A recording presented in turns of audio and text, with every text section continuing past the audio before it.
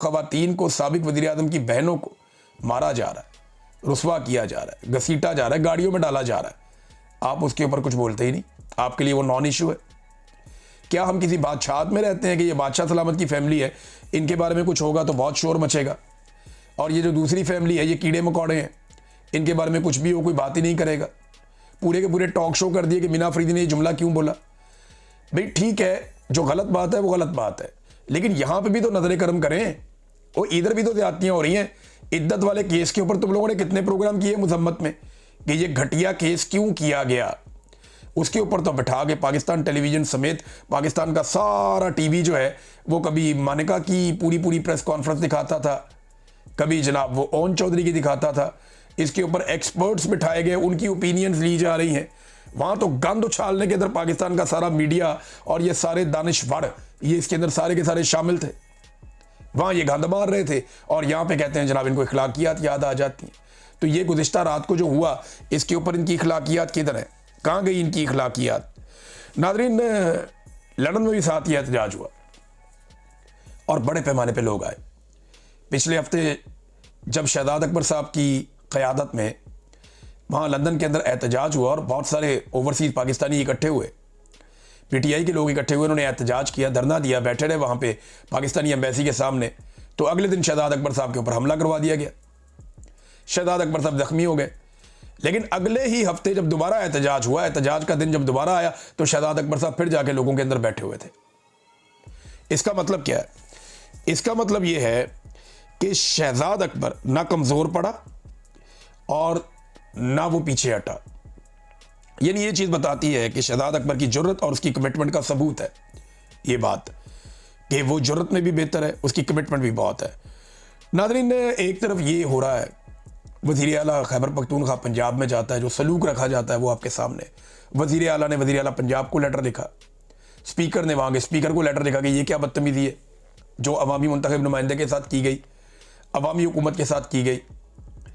और दूसरी तरफ एक सूबे की वज़ीर आला एयरफोर्स के तैयारे के अंदर बैठ के खसूसी परवाज़ में अपने वालिद को लेकर अपने बेटे की शादी के मुबैना तौर पे कार्ड बांटती फिर रही है दुबई में।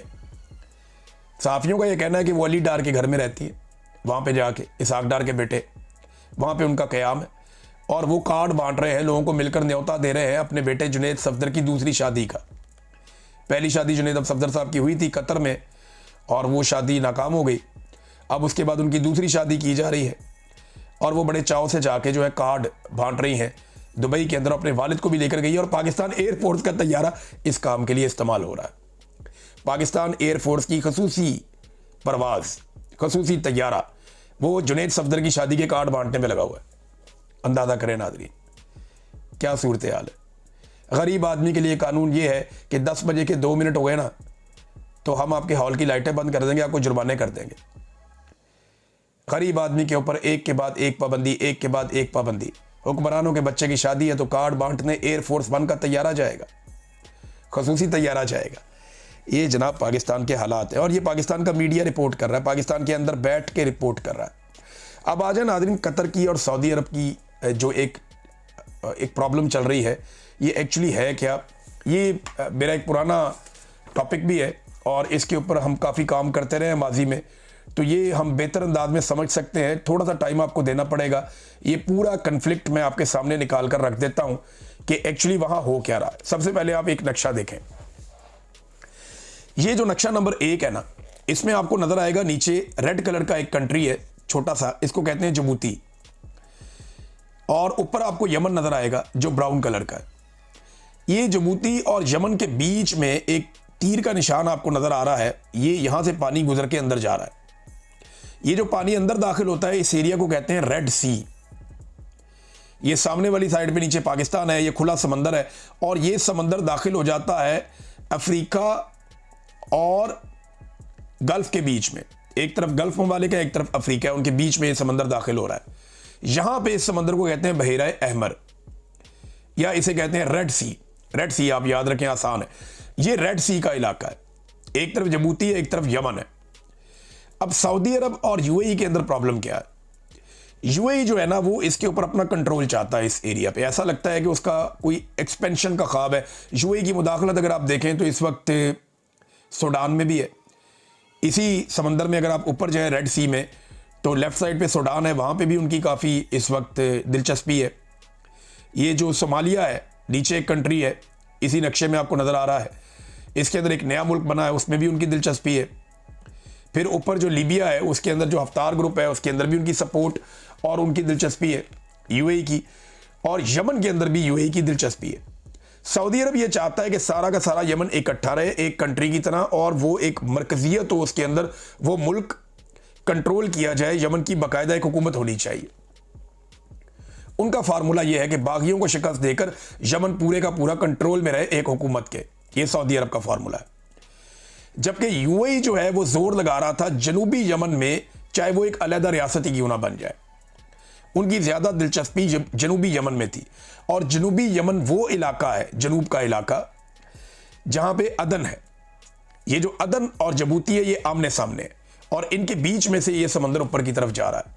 तो अगर ये यहां पे अमारात का कोई एक ग्रुप या बागियों का एक ग्रुप, एसटीसी उसे कहते हैं उस ग्रुप को, अगर वो यहां पे अपनी एक अलग रियासत या अपनी एक अलग कंट्रोल वाला एरिया बना लेता, तो सामने वाली साइड पे और इधर वाली साइड पे कंट्रोल होने की वजह से यूएई इस रास्ते पे मुस्तकिल तौर पे अपना कंट्रोल हासिल करता या अपनी ताकत बढ़ा लेता।